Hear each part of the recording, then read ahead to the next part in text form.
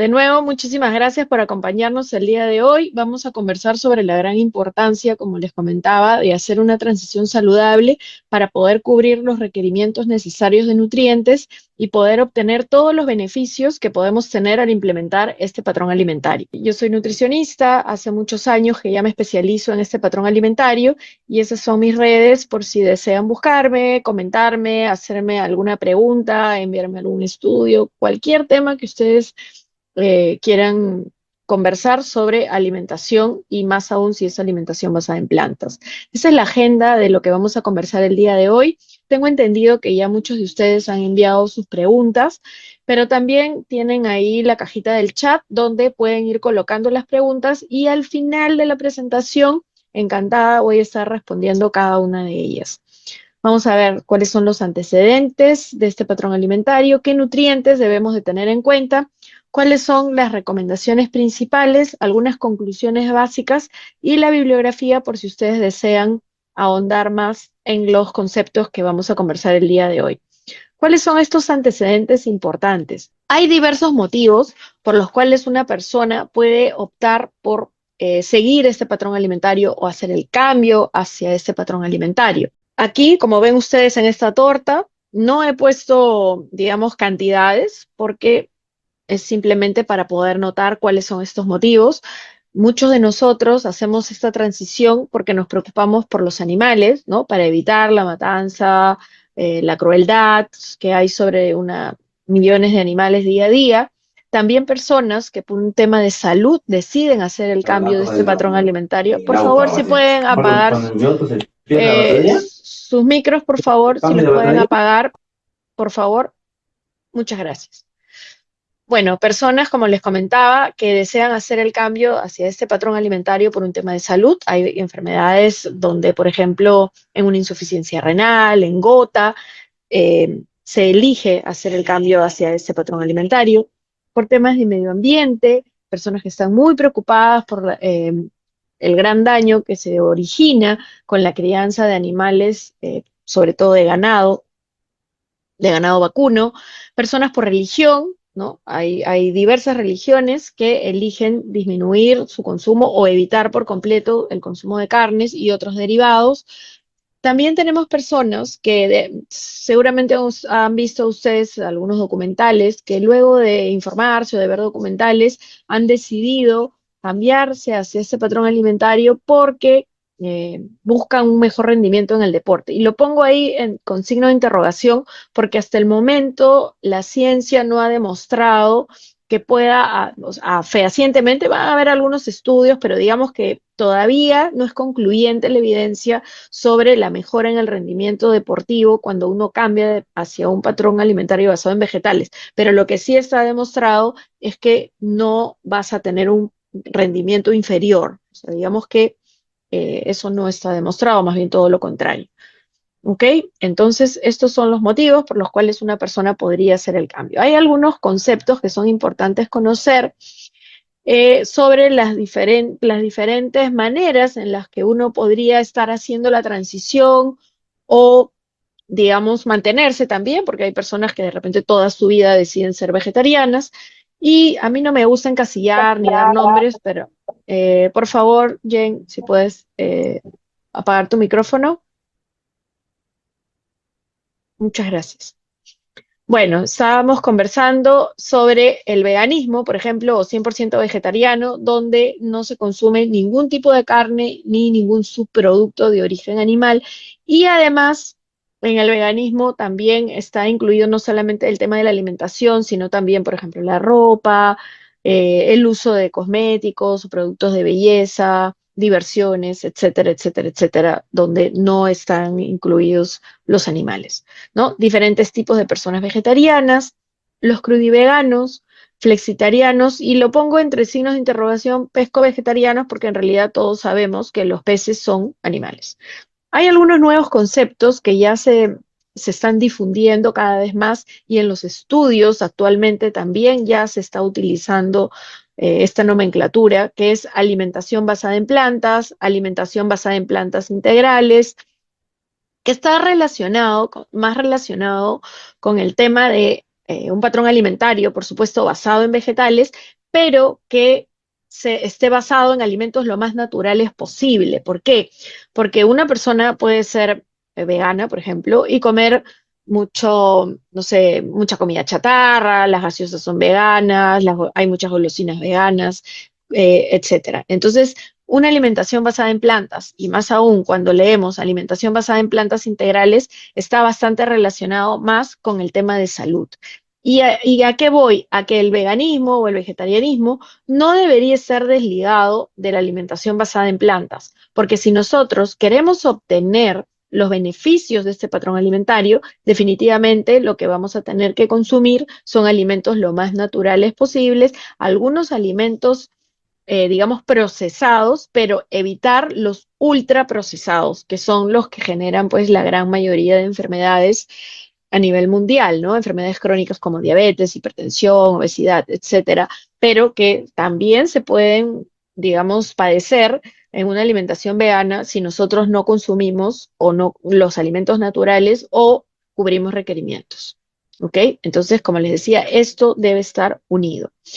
Eh, Hay algunas posturas de ciertos especialistas y van a ver ustedes también algunas publicaciones, porque ahora todo el mundo busca información en Internet, lo cual es válido, pero hay que tener cuidado de lo que uno encuentra. Y van a ver ustedes que algunos especialistas hablan de alimentación basada en plantas al 100%, otros eh, incluyen por ahí, algunos podrían, ¿no? Pero, digamos, recomendar que se puedan incluir o permitir, entre comillas, a sus pacientes que se incluyan algunos derivados de origen animal. Entonces, desgraciadamente, a la fecha todavía no hay un estándar o una definición 100% establecida de lo que significa la alimentación basada en plantas o alimentación basada en plantas integrales. Lo que sí está totalmente, digamos, eh, ligado a este concepto es que se debe hablar de alimentos naturales, ¿no? Frutas, verduras, cereales integrales, frutos secos, semillas, legumbres o menestras y pocos o ningún alimento de origen animal. Cuando una persona o decide hacer el cambio hacia un patrón alimentario basado en vegetales, o es una madre o es un padre, ¿no? Y viene su hijo o su hija y le dice, ¿sabes qué? Quiero ser vegano, quiero ser vegetariano, quiero disminuir mi consumo de carne. Definitivamente se van a presentar muchas dudas que son totalmente válidas, porque, a ver, la gran mayoría de nosotros hemos nacido consumiendo alimentos de origen animal porque el mundo está, digamos, diseñado en la misma facultad de medicina, en la misma facultad de nutrición, en la gran mayoría de libros de salud, etcétera, está incluido el consumo de carne. Entonces es totalmente válido que las personas tengan muchas dudas. ¿Cómo reemplazar la proteína animal? ¿Cómo les va a ir si hacen ejercicio? ¿Van a perder masa muscular? ¿Qué hace si su familia no es vegana? ¿Cómo van a poder comer? ¿Cómo van a poder convivir? ¿Me van a faltar vitaminas? ¿Tengo que tomar suplementos? ¿Qué análisis me tengo que hacer? ¿Y puedo tener un bebé? ¿Cómo hago si salgo a la calle? ¿Qué puedo comer? Si bajo de peso, si subo de peso, y así muchas consultas más que seguramente ustedes van a compartir el día de hoy, que son totalmente válidas y que tienen respuesta. Pero esto es bien importante que ustedes tengan en cuenta. No hay una sola manera de realizar la transición, ¿ok? Cada paciente tiene su ritmo. Algunas personas podrán hacerlo de un día para otro, otros lo harán de manera gradual y hay que respetar eso. ¿Ok? Porque la mejor manera de acompañar a una persona que desea hacer la transición es respetar sus tiempos, respetar su salud, porque es muy, muy importante que las personas que deseen hacer la transición lo hagan de una manera saludable, para que cuando tengan algún tema que por X motivo tengan que ir al doctor, no tenga pues deficiencias y que les digan, ¿sabes qué? No, no puedes seguir así, tienes que consumir X alimento. Entonces es bien importante que nosotros tengamos esto en cuenta. Aquí les comparto, este es un plato bastante conocido, que yo sé que tiene bastantes detractores entre los nutricionistas, pero que es algo que me parece importante por ser gráfico, ¿no? Donde sabemos que tenemos que comer vegetales, frutas, cereales integrales y proteínas saludables. Ese es el plato de Harvard. Entonces, Fíjense ustedes, las proteínas saludables, ¿no? Son el 25% más o menos de lo que nosotros tenemos que consumir en el día. El 75% de los otros alimentos están dentro de una alimentación basada en plantas. Entonces, no es tan complicado o tan drástico el cambio que deberíamos hacer si nosotros estamos cubriendo requerimientos y alimentándonos de una manera saludable. Es solamente el 25% del plato el que cambiaría en el caso de cambiar de patrón alimentario. Vamos a hablar de ciertos nutrientes muy, muy importantes que nosotros tenemos que tomar en cuenta. ¿Por qué? Porque si nosotros estamos preocupados por los animales, nosotros queremos ayudar a disminuir, a hacer la voz de los sin voz, a, a levantar nuestra mano protestando por el planeta, si nosotros queremos hacerlo por salud, porque por X motivo que nosotros decidamos hacer la transición, tenemos que tener en cuenta que cuando una persona que consume productos de origen animal no se alimenta de una manera adecuada, digamos, consume mucha chatarra, no cubre requerimientos, seguramente se va a enfermar a largo plazo, ¿no? Pero una persona que es, digamos, vegana o vegetariana y no cubre requerimientos, es probable que se enferme de una manera mucho más rápida. Entonces, la mejor manera de nosotros levantar nuestra voz de protesta, digamos, ser parte de una solución para el planeta, para evitar la crueldad a los animales, es estar saludables y ser un ejemplo de salud. Estos son los nutrientes que nosotros deberíamos considerar cuando nosotros deseamos hacer la transición. Vamos a hablar de cada uno de ellos y cuáles son las fuentes de estos alimentos de origen vegetal para poder tener una buena salud. Vamos a hablar de la proteína. La proteína es un macronutriente y se llama macronutriente porque se necesita en gran cantidad. Está muy sobrevalorada la cantidad de proteína que una persona debiera consumir, ¿no? Existen además muchos movimientos que promueven un consumo elevadísimo de proteína. Hay hasta de personas que salen en redes promoviendo el consumo de carnes crudas, una cantidad pues de 10 huevos diarios, etcétera, como que fuera el modo o el método de encontrar la salud. Y en realidad las proteínas se deben consumir en 0,8 gramos por kilo de peso de cada persona. Hay algunos autores que mencionan que con eso es suficiente. Hay otras personas que dicen que, otros expertos, que hay que aumentar un 30%, o sea, un 1,1 gramos por kilo de peso. Pero yo creo que esto va a ir acorde a la respuesta de cada persona, a, digamos, cómo esta persona va a ir avanzando en su camino, en la búsqueda de su salud, ir midiendo, ir viendo, ir probando, pero también existen proteínas que son las únicas que pueden reemplazar a, digamos, a las carnes, que son las menestras o leguminosas. Entonces, las menestras o leguminosas, incluyendo la soya y todos sus derivados, son el único reemplazo de la carne. ¿Ok? Eso es bien importante y se recomienda que por lo menos 2 veces al día se consuman en las cantidades adecuadas. Además de eso, no solamente las proteínas son importantes, sino también la cantidad de calorías adecuadas, porque si nosotros consumimos una cantidad de calorías, por ejemplo, mucho menor y consumimos más proteínas, o sea, proteínas en la cantidad que necesitamos, pero consumimos muchas menos calorías de la que necesitamos, ¿qué va a pasar?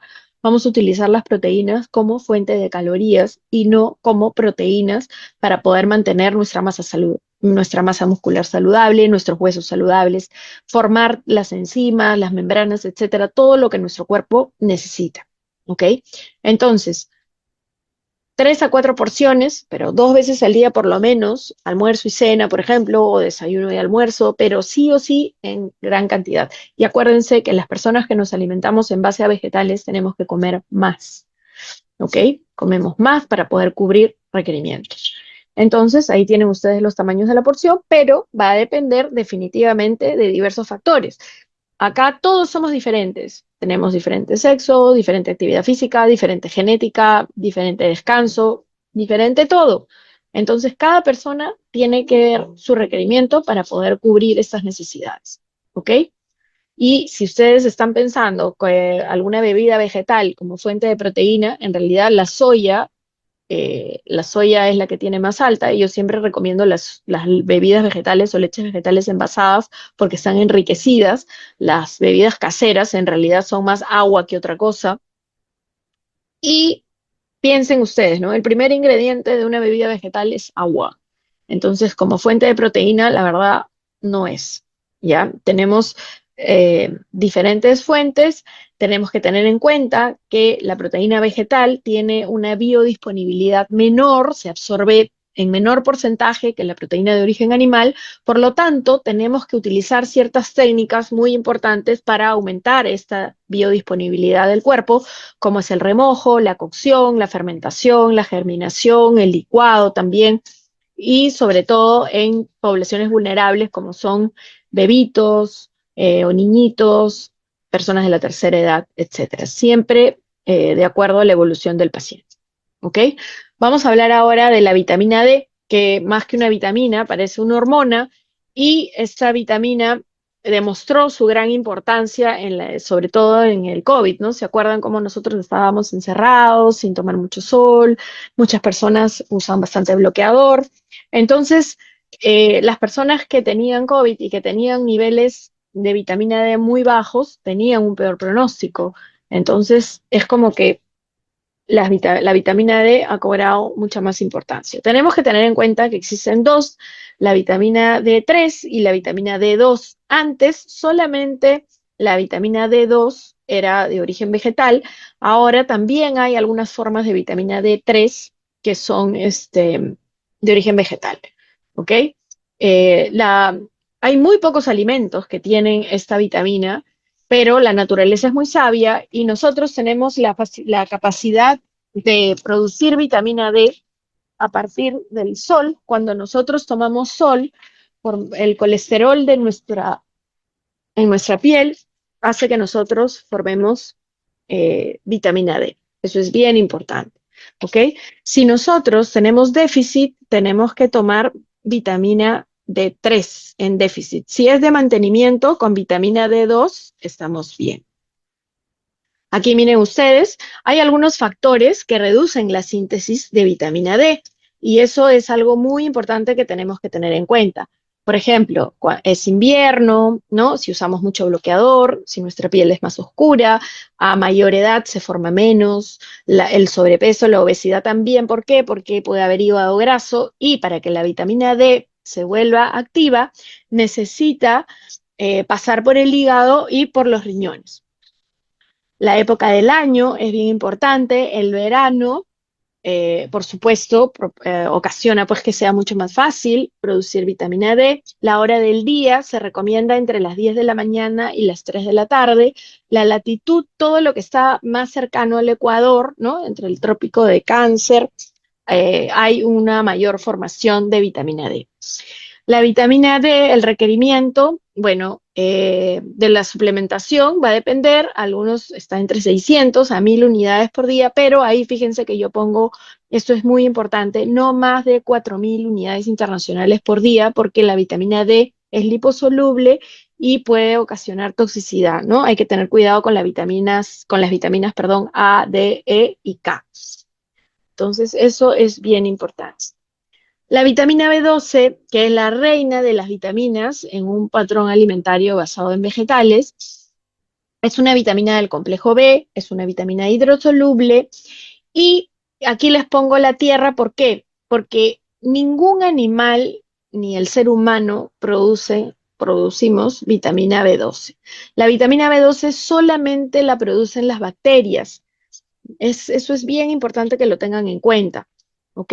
Entonces, a veces dicen, bueno, pero nosotros o sea, las bacterias de nuestro intestino producen vitamina B12. Sí, producen vitamina B12 en el colon, pero la absorción es a nivel del intestino delgado. Entonces, esa vitamina B12 no es útil para nosotros, no la absorbemos, ¿ok?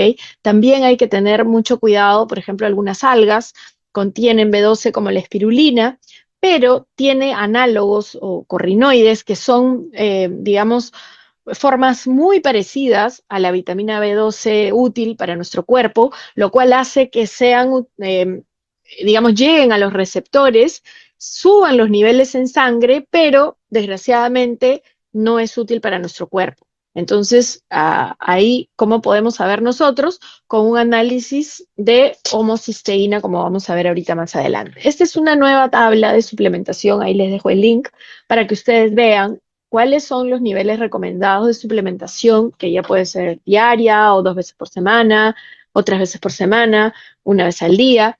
Pero hay que tener en cuenta, miren ustedes, que los niños pequeños desde los 6 meses,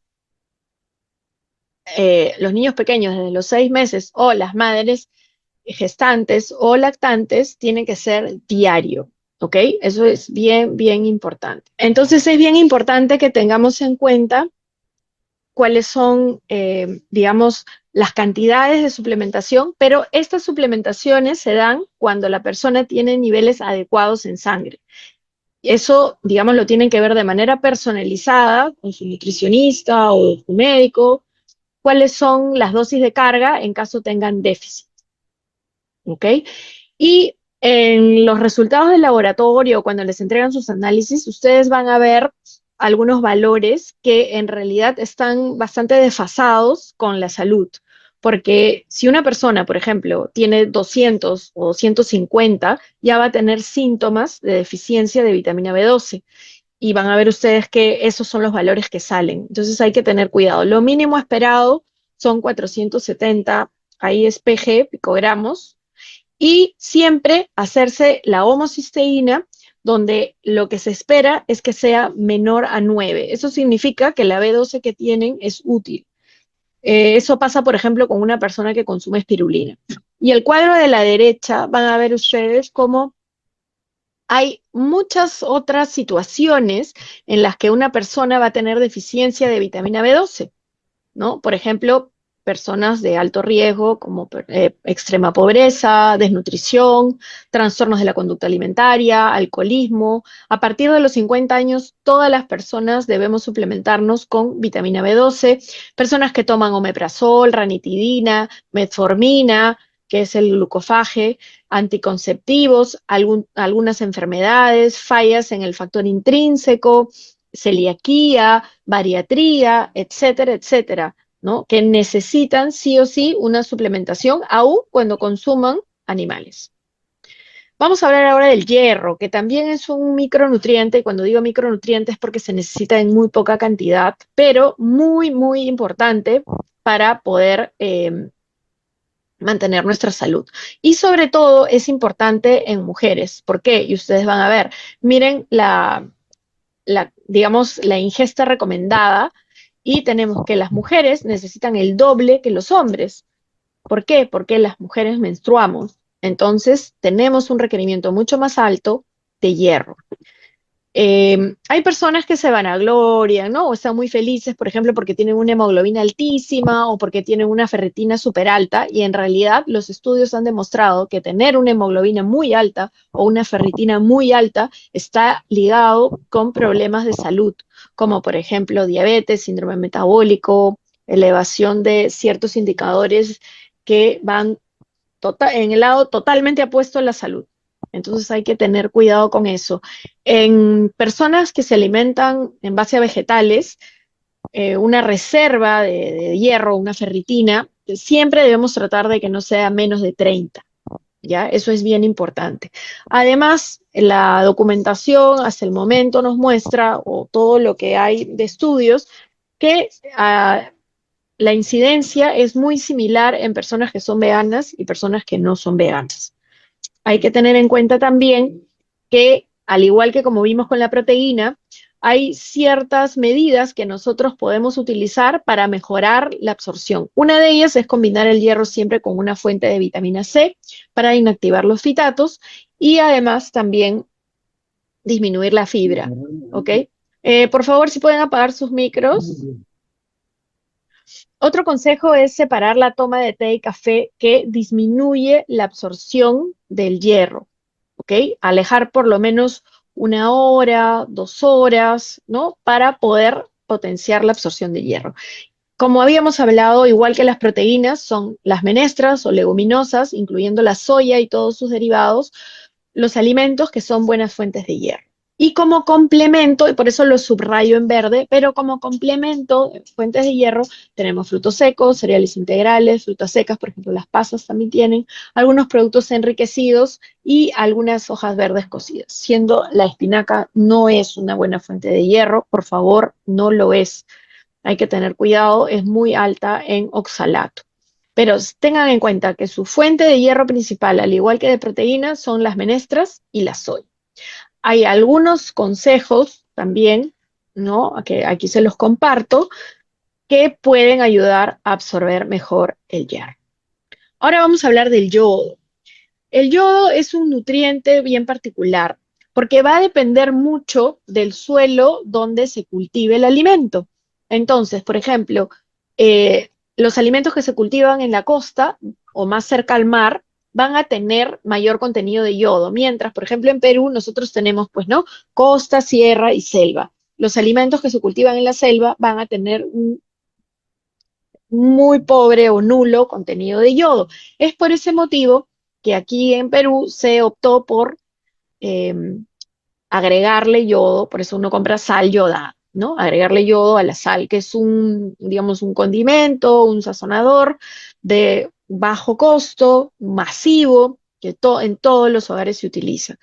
Y lo bueno de esto es que solamente con media cucharadita de sal yodada al día vamos a poder cubrir el requerimiento, lo cual va totalmente acorde con las recomendaciones de la Organización Mundial de la Salud en la prevención de hipertensión arterial. Existen muchos tipos de sales que van a ver ustedes de muchos colores, inclusive de tierras muy lejanas, de muy bonitas, etcétera, pero si no están enriquecidas con yodo, yo les diría que no sean la sal de elección. ¿Ok? Eh, para las personas que tienen problemas de tiroides, tienen que tener cuidado y evitar comer algunos alimentos crudos, como por ejemplo col, soya, maíz, yuca, aliácidos que son cebolla y ajo, sobre todo cerca a la toma de la levotiroxina. Pero estos alimentos que les comento, la mayoría sí o sí se consumen cocidos, entonces con lo cual hay una inactivación de estos glucósidos, no hay ningún problema. ¿Ok? Y no hay razón para restringir estos alimentos en todas las personas.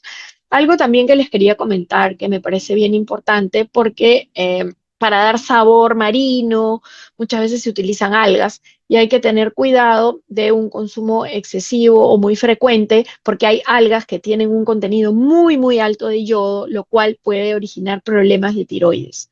Miren aquí, ¿no? Por ejemplo, la kombu cubre el 22.600 veces el requerimiento diario, solamente estamos hablando de 8 miligramos, 8 gramos, perdón, de alga.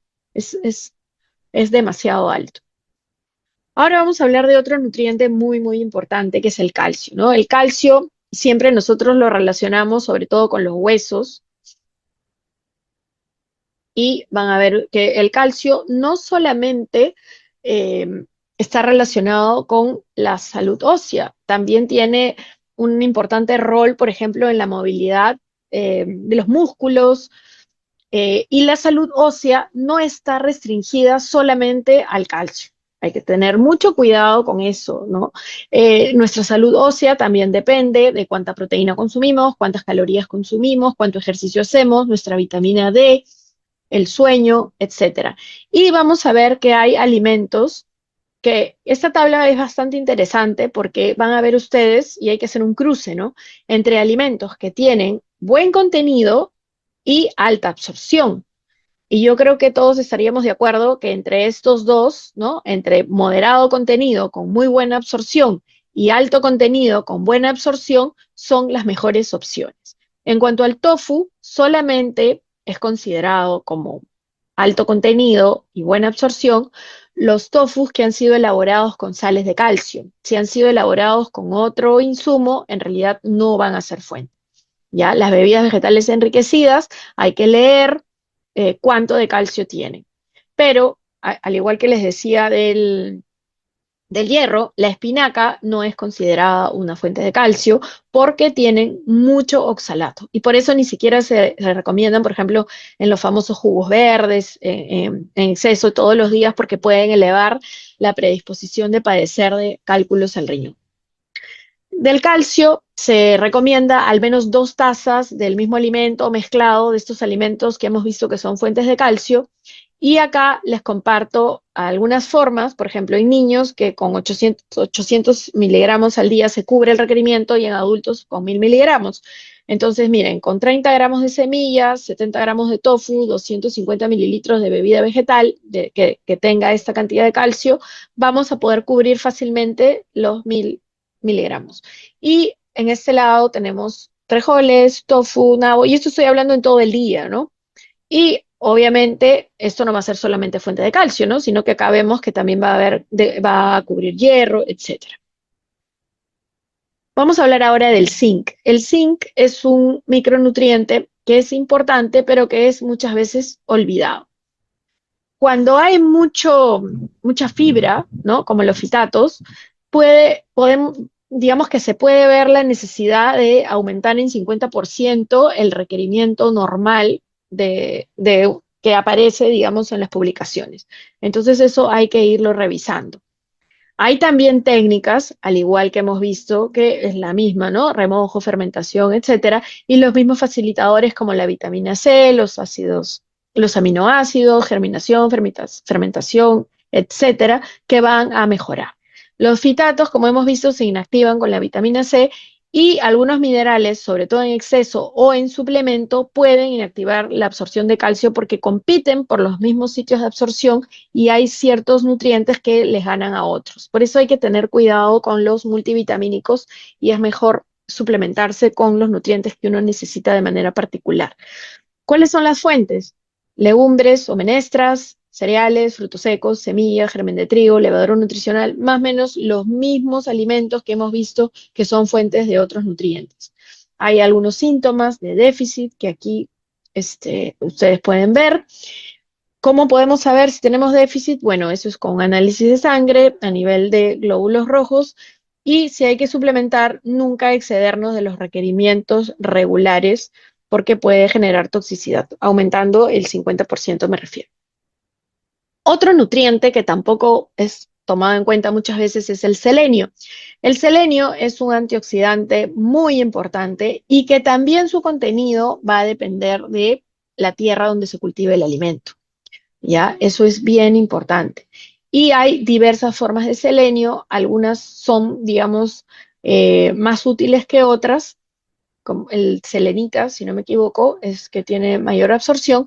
Y vamos a ver algo, los alimentos vegetales contienen muy poco selenio en general, ¿no? Miren ustedes las cantidades de selenio, por ejemplo, una onza de cashews tiene solamente 3 microgramos, ¿no? Es bastante bajo, mientras que las castañas o nueces del Brasil tienen 544, es bastante alto y además le gana, digamos, a todas estas, ¿no? Que siendo aquí, por ejemplo, el arroz integral tiene 19 microgramos, perdón. Entonces, por eso siempre a mis pacientes yo les recomiendo por lo menos 2 a 3 nueces de Brasil al día, que se pueden comer de diferentes formas. Pueden ser ralladas, por ejemplo, encima de su arroz o de su menestra o de una pasta, de su ensalada. Se pueden consumir picadas con yogur, con fruta, con avena o las pueden consumir como meriendas y son excelentes. Vamos a hablar ahora del omega 3. El omega 3 también es un nutriente bastante ligado con el pescado y que se piensa que es la única fuente de esta grasa. Es bien importante consumirla de manera regular, pero los suplementos no han demostrado que son eficientes en disminuir o evitar la presencia de enfermedades cardiovasculares. Eso es importante que lo tengan en cuenta. Es un negocio millonario y que al momento no hay evidencia que respalde su uso en la prevención de enfermedades cardiovasculares. Se ha visto que mucho más previene la aparición de estas enfermedades un patrón alimentario saludable con una buena cantidad de fibra y evitando carnes rojas, grasas saturadas, frituras, comida chatarra, embutidos, etcétera. Entonces, ¿cómo podemos cubrir nosotros el omega 3 si nosotros nos alimentamos en base a vegetales? Podemos consumir 10 a 15 gramos de nueces, 5 a 8 gramos de linaza molida, y molida, no se olviden, es bien molida porque cuando nosotros rompemos la cáscara y abrimos la semilla, ahí es que vamos a poder obtener el omega, ¿no? Igual pasa con la chía, también tiene que ser molida.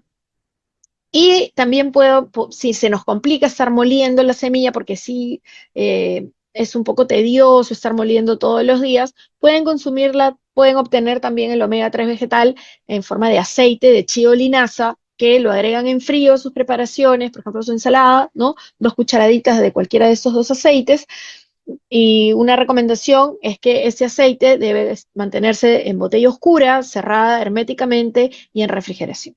Y si desean suplementarse porque no pueden, por X motivos, son alérgicos, lo que fuese, pueden suplementarse con 200 o a 300 miligramos de DHA. Hay bastantes ahora suplementos aptos para veganos o para vegetarianos de omega 3. Aquí les comparto, digamos, por experiencia, por investigación, etcétera, cuáles son los primeros pasos que, como especialista en alimentación basada en plantas, yo sugiero para hacer una transición saludable. Y la motivación correcta me parece que es muy importante para poder, digamos, al principio, sobre todo, esforzarse, aprender y hacer las cosas o digamos, organizarse para que las cosas sucedan, ¿ok? La motivación correcta me parece bastante importante. De ahí informarse de fuentes confiables, especialistas, profesionales de la salud, y no en lo que seguramente con muy buena intención le va a decir algún amigo, ¿no? A mí me funciona esto, o alguien que les comente, o alguien que por ahí vean en redes que vende algo, obviamente no es la mejor fuente. ¿Ok? Hay excelentes especialistas que dan consejos basados siempre en evidencia científica que los pueden ayudar. Entonces, eso es segundo. Tercero, explicar nuestra decisión siempre con argumentos válidos y de manera responsable cuando nosotros, por ejemplo, queremos somos adolescentes o vivimos con otras personas y queremos hacer nuestra transición y vivir en armonía y no ofendernos ni molestarnos porque al principio nos van a decir, te vas a enfermar, pero ¿cómo vas a obtener tu proteína? Pero, o sea, hay muchas cosas, ¿ok? Pero tenemos que tener paciencia y hacerlo de una manera bastante responsable. De ahí buscar asesoría profesional que nos guíe, que nos pueda decir cuáles son los análisis que nosotros necesitamos para hacer esa transición, cómo deberíamos hacerla, porque si nosotros nunca hemos consumido verduras, nunca hemos consumido menestras, se nos va a hacer un poco más complicado, ni siquiera hemos probado los frutos secos. Entonces ahí el profesional nos va a ayudar a hacer esa transición de una manera amigable, responsable y permanente, ¿no? El nutricionista nos va a decir cuáles son estos análisis y lo mínimo siempre para que ustedes lo tengan en cuenta es hemoglobina, ferritina, B12 y homocisteína. Debemos aprender recetas saludables para poder nosotros probar, para poder nosotros innovar, para dar de probar y de repente podemos nosotros también compartir con nuestra familia, con nuestras amistades y que sea un momento agradable porque eso va a permitir que tengamos una vida mucho mejor. Tener una lista de compras que ahora se las voy a compartir, contar en casa con los insumos necesarios, porque no se trata de que, yo he decidido que no voy a comer carne y lo único que hago es quitar el pollo o la carne del estofado y me como el arroz, ¿no? Con la ensalada. Eso no nos va a ayudar a poder mantener este patrón de una manera saludable. Tomar la vitamina B12, ese es un no negociable. Así una persona coma una vez por semana, 2 veces por semana, inclusive hasta 3 veces por semana alguna carne, tiene que suplementarse con B12. Es bien importante. Y es más, muchas personas, y yo veo muchos pacientes que no son veganos ni quieren serlo, les hacemos los análisis y tienen déficit de B12, aun cuando comen carnes 2 veces al día. Entonces es bien importante hacerse el análisis para hacer la transición. Tomar sol diariamente, 15 minutos, entre las 10 de la mañana y las 3 de la tarde, o un suplemento de vitamina D en caso no pueda hacerlo. Utilizar sal yodada, media cucharadita por día, como hemos hablado, esa sal, la más económica que venden en la bodega, en el supermercado, en el mercado, y diariamente consumir 2 cucharaditas de chía o linaza, ¿no? Esos son básicos y aquí también se incluyen, por ejemplo, este cuadrito es como un resumen, las 2 castañas. Tomar sol, hacer actividad física, nuestra proteína saludable, algunas grasas importantes que nosotros deberíamos consumir siempre, no tenerle miedo a la grasa porque son fuentes de vitaminas A, D, E y K, que son básicas e indispensables, y nuestro suplemento de vitamina B12. El acuerdo basado en plantas, en unión con Lima Animal Safe Movement, tienen esta publicación, que es una guía de transición muy interesante, de lectura indispensable, donde ustedes van a encontrar un modelo de menú, ¿no? Que no tiene, digamos, cantidades, porque las cantidades se van a adecuar a cada persona, pero, digamos, está el esquema general con el tipo de alimento y algunas recomendaciones de dónde pueden obtener proteína, dónde pueden obtener el calcio, y bueno, el link está aquí y también lo pueden encontrar en los perfiles de nosotros tres. Lo he puesto en el chat, si acaso. Ah, ya, excelente, gracias, Dianita. En resumen, ¿cuáles son estos alimentos que nos van a ayudar a cubrir requerimientos? Menestras o leguminosas, frutos secos, semillas, cereales integrales, verduras, frutas, bebidas vegetales fortificadas, la vitamina B12, que no es un alimento, pero es un suplemento no negociable, la sal de mesa ayudada, tomar sol, el suplemento de vitamina D, agua. Yo sé que no son alimentos, la actividad física, el descanso y el manejo del estrés, pero sin ellos no vamos a tener salud. Nosotros tenemos que pensar en que en algún momento vamos a ser viejitos y cómo queremos llegar a viejitos, ¿no? Mientras nosotros cumplamos, digamos, con el consumo de estos alimentos y tomemos agua, descansemos, realicemos actividad física, ejercicio y implementemos estrategias para el manejo del estrés, vamos a poder estar mejor. Aquí les comparto esta lista de compras donde a la izquierda está el nutriente que nosotros queremos cubrir y a la derecha en qué alimentos los podemos encontrar. Eso también lo encuentran ahí en Instagram, en mi perfil. Esta lista de compras está ahí. Este es un ejemplo de cómo una mujer de 60 kilos puede cubrir su requerimiento diario de estos nutrientes, ¿no? Y como vamos a ver que es algo muy importante, por ejemplo, si ella consume 100 gramos de frijol, va a cubrir su proteína, su hierro, su zinc, su magnesio, o sea, son varios nutrientes que va a poder cubrir y así van a ver ustedes con otros alimentos que van sumando. ¿Por qué? Porque son alimentos ricos en nutrientes. ¿Ok? Aquí van a ver ustedes, bueno, para los que son de Perú van a conocer todos estos platos, pero para los de fuera son platos muy típicos, algunos, otros son, digamos, en todo el mundo, pero todos los platos se pueden veganizar, como se dice, digamos, comúnmente, y van a ver ustedes cómo cualquiera de estos platos se puede volver un plato vegano sin perder el sabor y manteniendo nuestro estilo de vida. ¿Ok? Tu comida puede salvar vidas y el planeta. Esa es una frase que me gusta mucho. ¿Y cuáles son estos beneficios que nosotros podemos compartir el día de hoy en base a esta frase? ¿No? Protegemos a los animales, protegemos nuestra salud y protegemos al planeta, porque nadie puede negar que el daño al planeta es muy, muy grande y que también está demostrado que el ganado vacuno genera una gran cantidad de gases de efecto invernadero y además una huella hídrica muy alta. Por favor, si pueden apagar sus micros, por favor. Hola, por favor, si Diciendo, puedes apagar, Marilén, no sé, me sale, perdón. ¿puedes apagar tu micro? Gracias.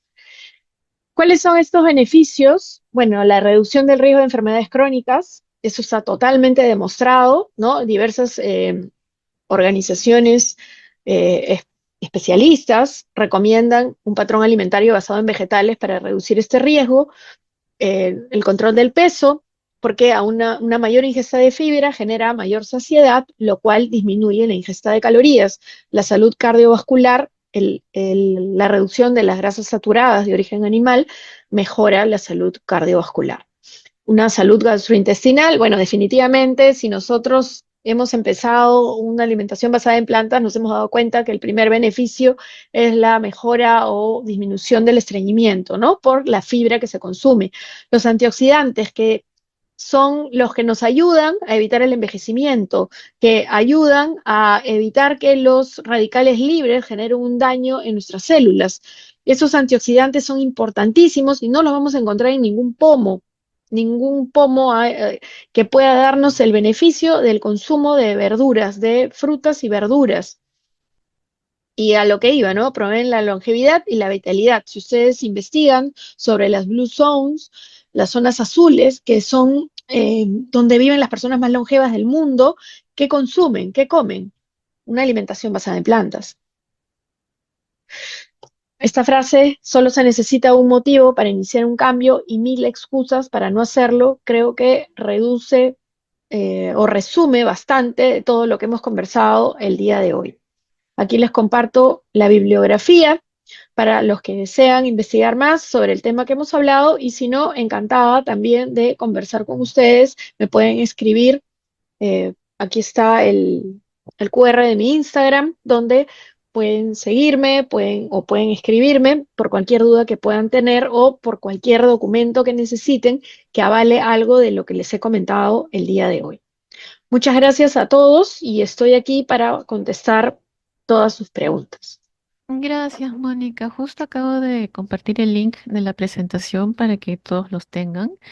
Y bueno, no sé si alguien tiene algunas preguntas o mientras vamos conversando por ahí pueden ir pensando sus preguntas, pero cuando las personas, los asistentes se registraron, ya nos mandaron bastantes preguntas. Entonces, mientras los demás se deciden, te voy a ir haciendo algunas que ya nos han enviado y una de ellas es, ¿cómo saber si estoy llevando bien mi transición? Perfecto. Sí. Bueno, en realidad, ¿cómo puedes saber si estás llevando bien tu transición? Es los signos y síntomas, ¿no? Si te sientes cansado, si se te cae el pelo, si tienes temblores, pérdida de memoria, Te late el si ojo. así es, sí.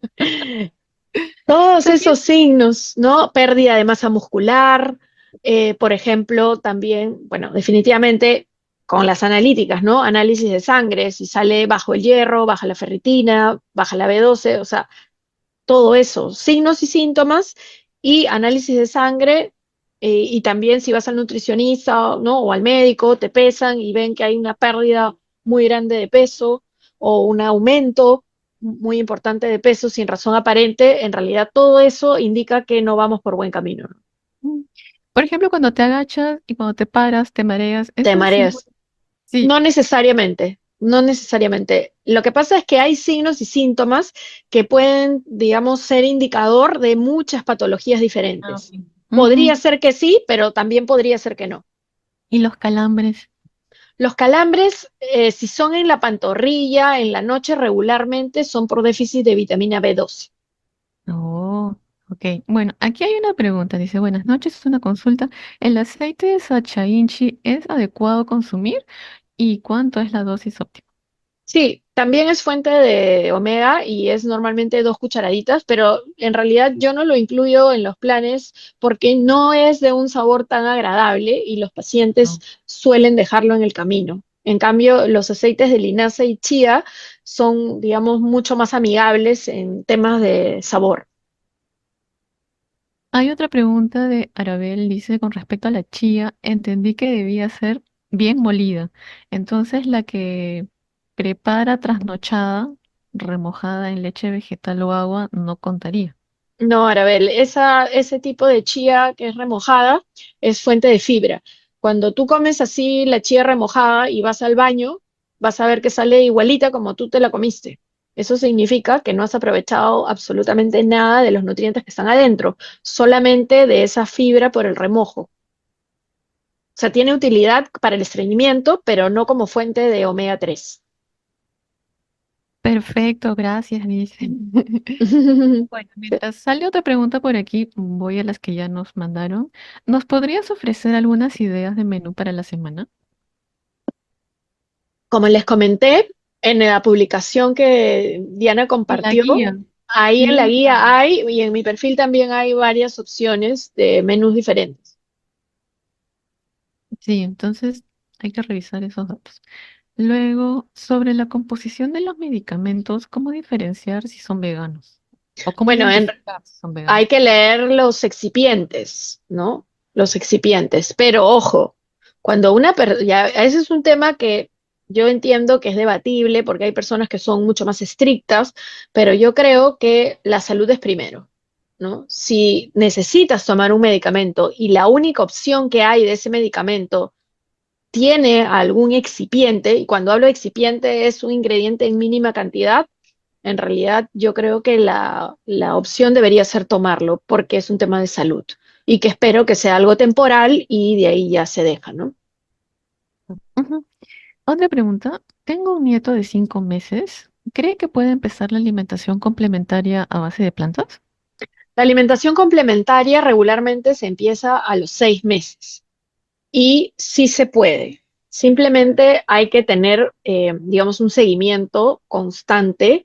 De todas maneras, se necesita hacer análisis para poder validar los indicadores que les comenté, pero sí se puede hacer y evaluando en 3 controles consecutivos, peso, talla, o sea, peso, estatura, perímetro cefálico, perímetro braquial, que es el perímetro del bracito, y crecimiento y desarrollo, o sea, porque a esa edad hay como una tabla donde un niñito, un bebito, debería tener ciertas habilidades motoras, ¿no? Que se van desarrollando. Entonces, todo eso se tiene que evaluar, pero sí se puede.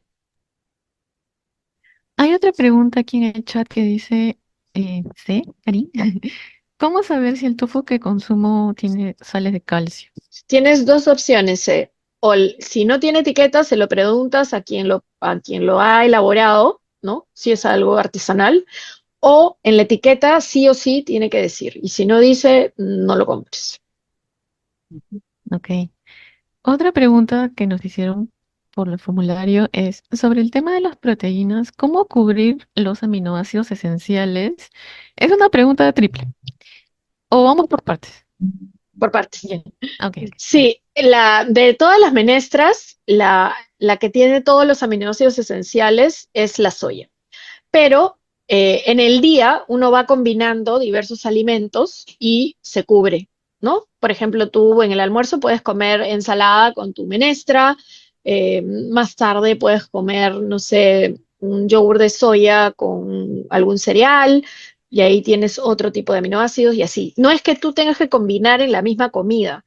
Es como que en la noche se forma como una bolsa de todos los aminoácidos que has consumido en el día y ahí se hacen las sumas y restas y el cuerpo utiliza lo que necesita.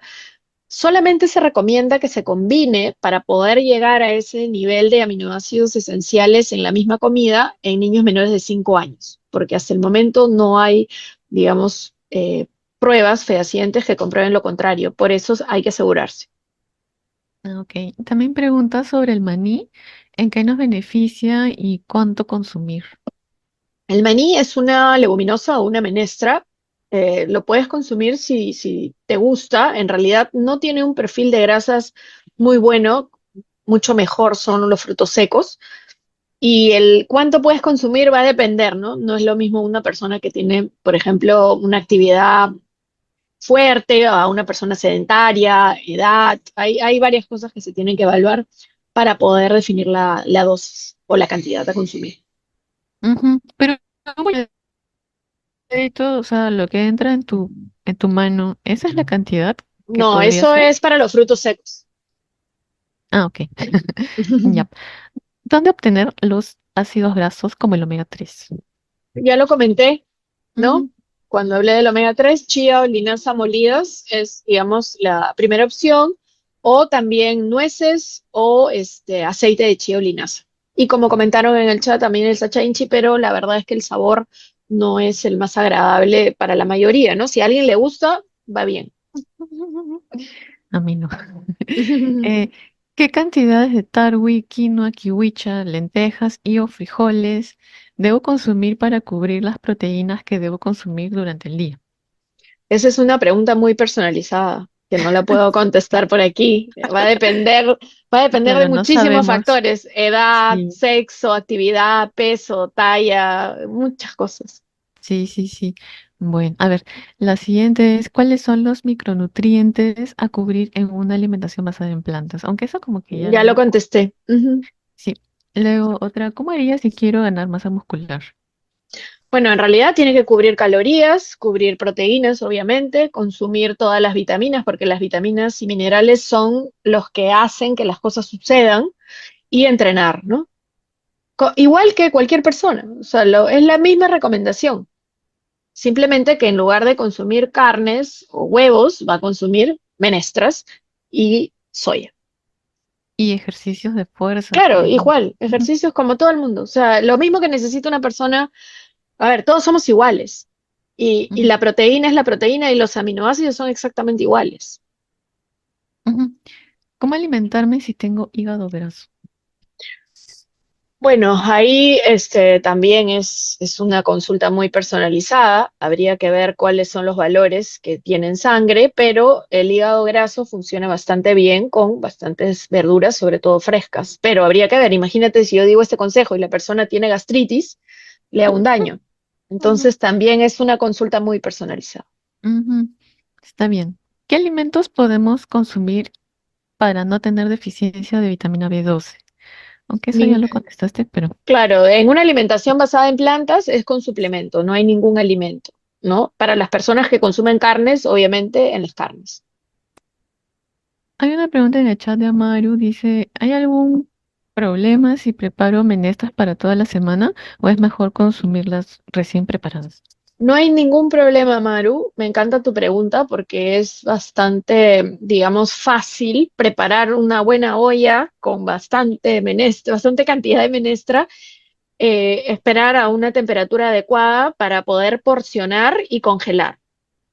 Lo más recomendable es congelar. La menestra, digamos, puede durar en refrigeración máximo 3 días, máximo, y dependiendo bastante de la temperatura del refrigerador, yo recomendaría hasta 2 días, pero congelada puede durar meses, ¿no? Y por eso Ah, porcionada ayuda.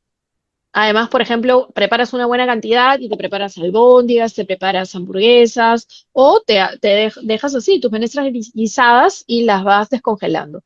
No se pierden los nutrientes, no pasa nada. Hay muchos mitos con respecto a la congelación. wow. Otra pregunta es, ¿qué debo consumir para tener una nutrición balanceada y qué alimentos genera más aporte de proteínas? Ya lo contestamos. Sí. ¿Es correcto mezclar vegetales con frutas? ¿Existen horas especiales para comer verduras frescas? No hay ninguna hora específica. Hay personas que va a depender mucho de cada persona. Estoy respondiendo la segunda parte de la pregunta. Ujú, A personas, por ejemplo, que no tienen una buena digestión, que tienen algún problema gástrico, definitivamente las verduras frescas en la noche puede ser que no les vaya bien.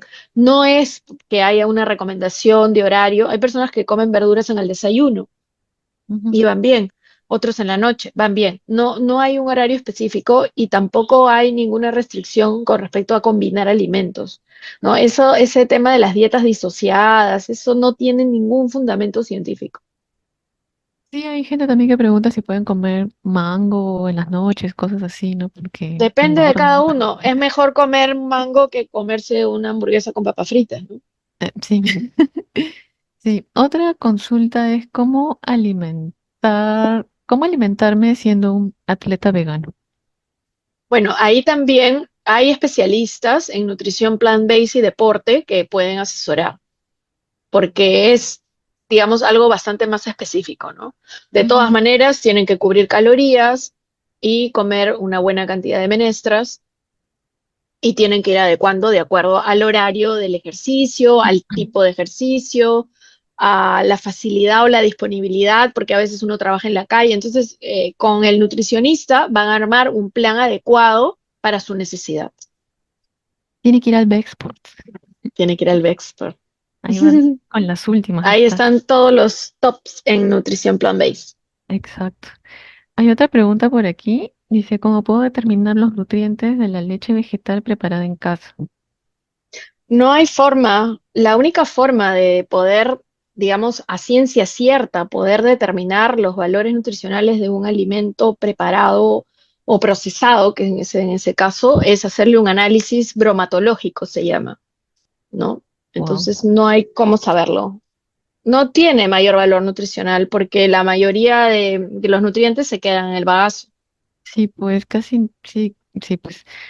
Jen pregunta si consumí suficiente, por ejemplo, o sea, si consumió bien balanceado su almuerzo y su cena.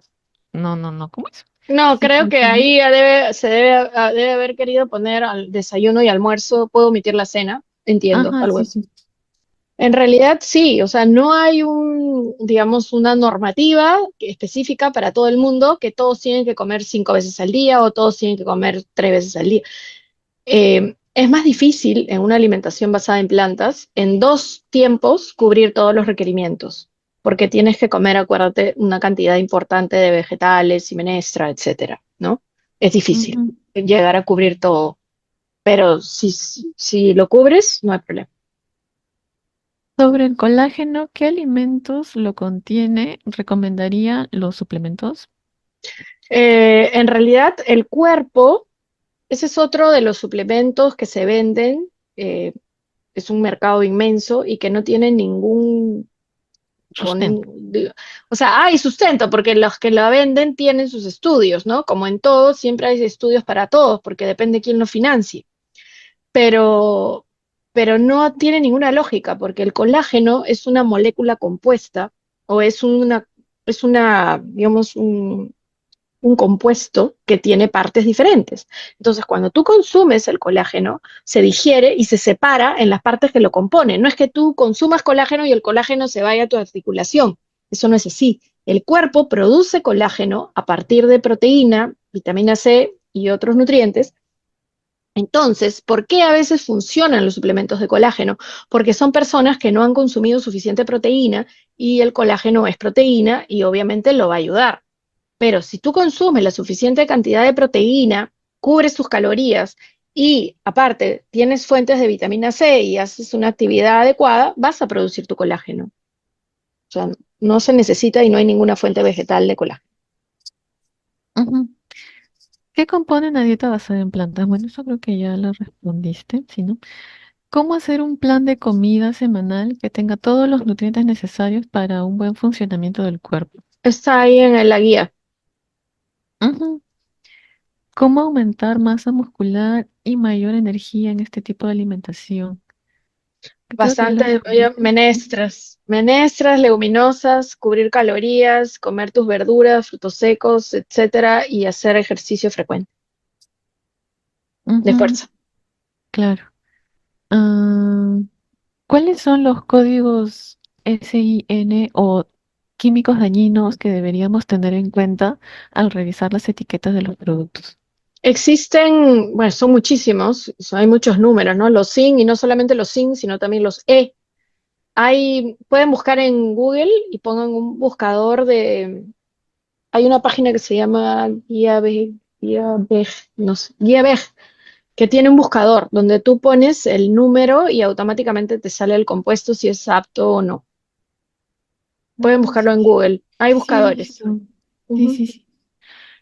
Ah, acá hay otra pregunta que dice, ¿cuáles son los pros y los contras de una alimentación basada en plantas? Bueno, los pro, ya lo hemos conversado, ¿no? Los pro definitivamente para los animales, su vida. Sí. Los pro para el medio ambiente, definitivamente también está totalmente demostrado que la crianza de ganado vacuno genera pues gases de efecto invernadero, utiliza o tiene una huella hídrica mucho mayor. Em, la salud de las personas, también se ha visto que las poblaciones más longevas del mundo tienen una alimentación o siguen una alimentación basada en plantas, disminuye la probabilidad de cáncer colonorrectal, enfermedades crónicas como la diabetes, etcétera. Y grandes expertos tienen ahora publicaciones, ¿no? Donde avalan esto. Además, por ejemplo, personas que tienen problemas renales el PLADO, que es el protocolo que se implementa o se sugiere para este tipo de pacientes, es basado en vegetales, personas que tienen gota, personas con enfermedades autoinmunes, cáncer, etcétera, etcétera, se benefician de un patrón alimentario basado en vegetales, que cubra requerimientos, obviamente, ¿no? Y personalizado. ¿Cómo sería una dieta saludable para adultos mayores? Con adultos mayores hay que tener mucho cuidado. Si es una persona que toda su vida ha sido vegano o vegetariano, digamos que eso se va manteniendo y no hay problema. Pero si es una persona que nunca ha sido vegano o vegetariano y quieren hacerle la transición a los 80 años, hay que tener mucho cuidado. ¿Por qué? Porque la capacidad gástrica podría estar disminuida, con lo cual los volúmenes que tendrían que comer no serían los mejores. Recuerden que la flora bacteriana está acostumbrada, o podría ser lo que se llama proteolítica, está acostumbrada a consumir proteína de origen animal y eso toma como un año en hacer el cambio. Además, las enzimas digestivas disminuyen y, por ejemplo, si tienen que consumir menestras en la noche, sería complicado. Habría que trabajar con soya texturizada, tofu firme. O sea, hay que irlo viendo poco a poco, pero si es una persona que toda su vida lo ha sido, digamos que eso va bien, ¿no? Se va acomodando en cuanto a las cantidades, pero habría que utilizar mucho las técnicas de aumento o potenciación de la biodisponibilidad de nutrientes. Ujú. Dice, para un diabético de 40 años con sobrepeso, ¿cuál sería la dieta más recomendable? También es un tema bastante personal, ¿no? Habría que Sí. evaluar a esa persona, no sé cómo son sus valores, de repente también tiene hígado graso, hipertensión. Definitivamente un patrón alimentario basado en vegetales sí lo puede ayudar, podría ser algo, digamos, gradual, no lo sé. Es un tema muy personalizado. Sí, tiene que pasar consulta. Luego, esta es la última pregunta. Dice, sufro de hemorroides. ¿Qué examen hay para saber qué alimento causa esa alergia? La hemorroides no es una alergia. La hemorroides es a consecuencia, sobre todo, de eh, hacer mucho esfuerzo para defecar, ya sea por estreñimiento o por una persona que sufre de estómago suelto o diarreas constantes, que también irrita y genera pues una utilización muy frecuente de esa zona. Entonces ahí habría que evaluar. No es una alergia y no hay una prueba para eso. Es simplemente que tiene que ir a un médico para que lo pueda evaluar y vea si es que necesita operación o simplemente medicación, algunas medidas, medicinas tópicas y un cambio en la dieta, ¿no?